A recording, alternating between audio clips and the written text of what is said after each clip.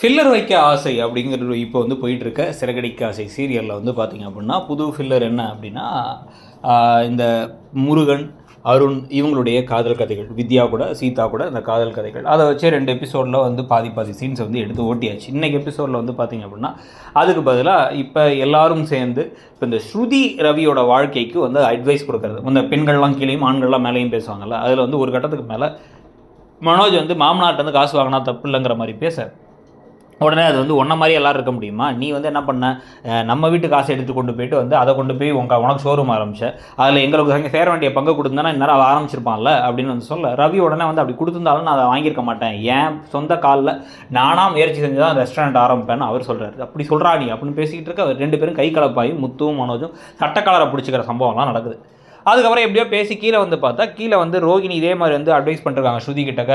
மீனா வந்து இல்லை அவருக்கும் அவரோட சுயமரியாதை முக்கியம் இல்லை, அது என்ன இருந்தாலும் வெளில இருக்கவங்க கிண்டல் பண்ணுவாங்கல்ல அப்படின்லாம் வந்து பேசிக்கிட்டு இருக்க. உடனே பேசிக்கிட்டு இருக்கும் பொழுதே வந்து ரோகிணிகிட்டே டக்குன்னு அவங்க ஒரு வார்த்தையில் இவங்களும் அதே விஷயத்தை சொல்லிடுறாங்க, எங்கள் வீட்டு காசு எடுத்து தானே நீங்கள் ஷோரூம் ஆரம்பிச்சிங்கன்ட்டு.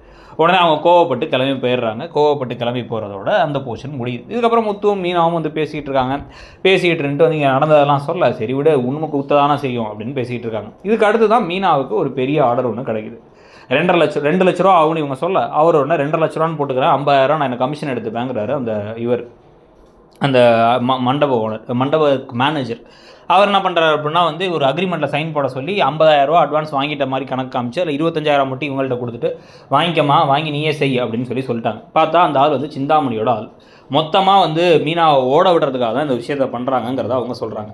வீட்டில் வந்து மீனா அந்த விஷயத்தை சொல்லி 50,000 ரூபா லாபம் கிடைக்கணுன்னே ஒரு தூக்கியெல்லாம் சுற்றுறாரு முத்து. அதை பார்த்து விஜயா கோவப்பட, விஜயா கிட்ட வந்து இவங்க இந்த விஷயத்தை சொன்ன உடனே என்ன 2 லட்ச ரூபா தானே, இதெல்லாம் ஒரு மேட்டரானு மனோஜ் பேச, 10 ரூபாய்க்கு வந்து கடலை வாங்கி தின்ட்டு இருந்திய பார்க்கில் உட்காந்து, அப்போ தெரியாது உனக்கு 2 லட்ச ரூபா பெரிய மேட்டர்னு அப்படின்னு வந்து பேசி கிண்டல் பண்ணிகிட்டு இருக்காங்க.